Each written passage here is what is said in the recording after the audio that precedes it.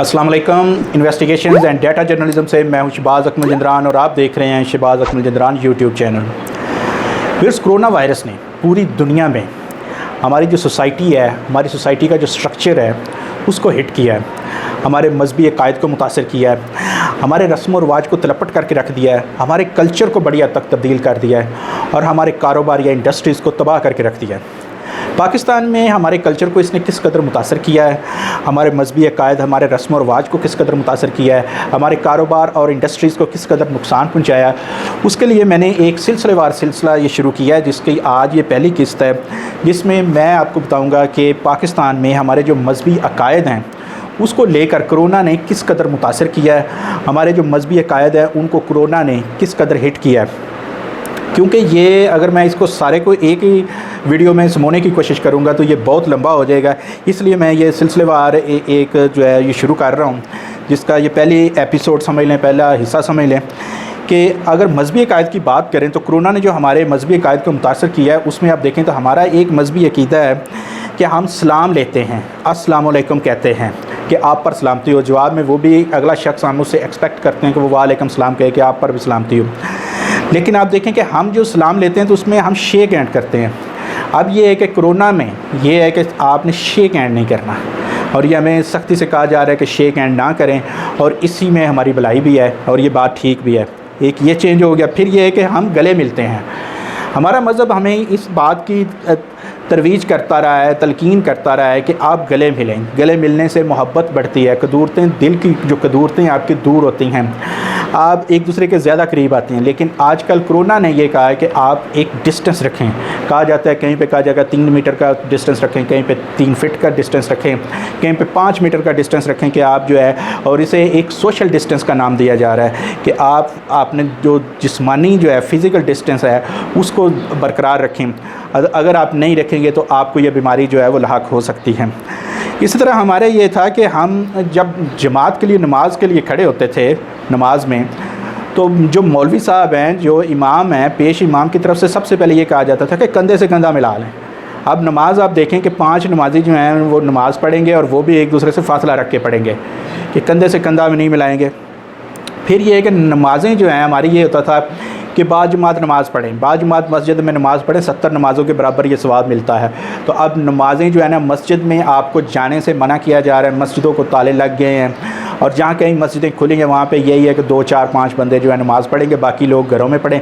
यही हमारे जो नमाज जुमा है उसका हाल है कि नमाज जुमा के हमारे यहाँ पे इज्तिमात पूरी दुनिया में ये सूरत हाल होती है, बहुत बड़े इज्तिमात होते हैं और अक्सर जो नमाजी हैं, अक्सर जो शहरी हैं, जो मुसलमान हैं, वो दूसरी नमाज़ें ना भी पढ़ें तो जुमा की नमाज़ वो ज़रूर पढ़ते हैं। इस वजह से जुमा की नमाज़ के इज्तिमात बहुत बड़े होते हैं। लेकिन हमने देखा कि जुमा की नमाज़ पे पाबंदी लग गई और पहली दफ़ा ऐसा हुआ और 2, 4, 5 लोग जो हैं वो सिर्फ जुमा की नमाज़ अदा कर रहे हैं। तो ये एक बहुत बड़ा हिट है जो इसने हमारे मज़हब को, हमारे अकीदे को किया, हमारे उसको लेकर, जिसको हम लेकर बहुत परेशान हैं। इस तरह ये है कि हम पहले भी घरों में नमाज़ पढ़ते थे, बाजमात भी कई लोग घरों में नमाज़ पढ़ते थे, लेकिन ये कहा जाना है कि अब घरों में बाजमात नमाज़ पढ़ें, मस्जिद में आने की बजाय घरों में नमाज़ पढ़ें, ये भी एक बहुत बड़ा हमारे लिए चेंज है, हमारे अकीदे का एक चेंज है।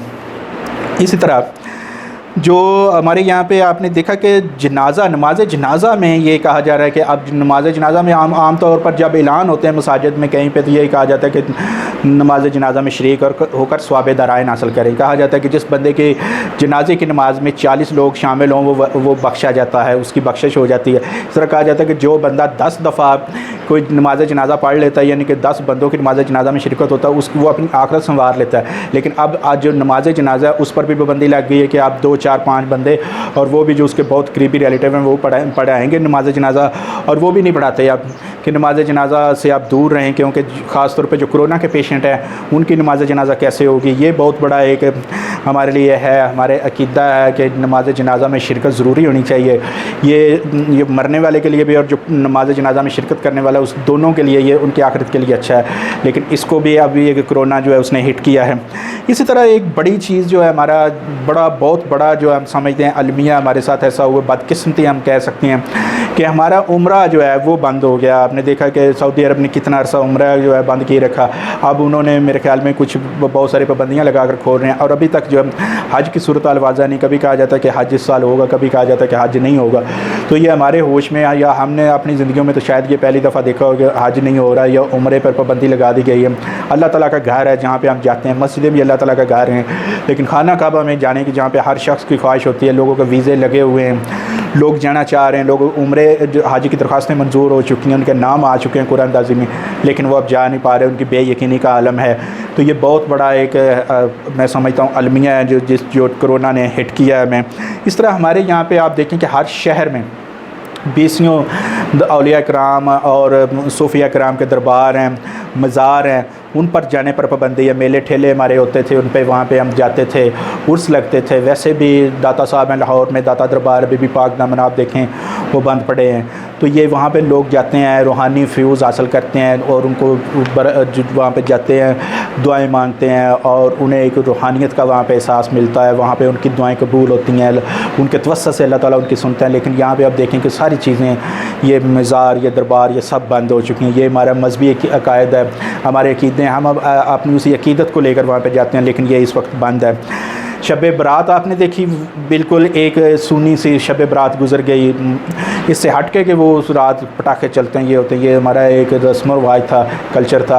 लेकिन जो मजहबी अकीदा है, हम मसाजिद में बहुत बड़े बड़े इज्तिमात होते, वो नहीं हुए। इस तरह उससे पहले शब मराज पे बहुत बड़े इज्तिमात होते, रात भर मुसलमान जो हैं वो इबादत करते, और मसाजिद के अंदर दुआएँ पढ़ाई जाती, अज़कार की महफ़िलें होती। वो इस दफ़ा आपने देखे कि नहीं, सऊदी अरब ने ऐलान कर दिया कि तरावी की नमाज़ नहीं होगी, तरावी नहीं पढ़ाई जाएंगे, और या बहुत कम होंगे, 2 4 5 होंगे।